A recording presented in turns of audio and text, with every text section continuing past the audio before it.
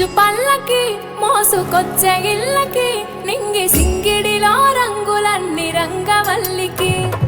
రేగు పల్లకి గోవు గొబ్బెమ్మలకి పూల పాన్పు సహిత స్వాగతాలు పల్లెటూళ్ళకి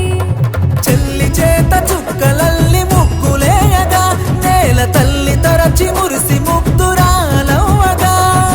ఉత్తరాన కొత్తగా సూర్యుడు ప్రకాశించగా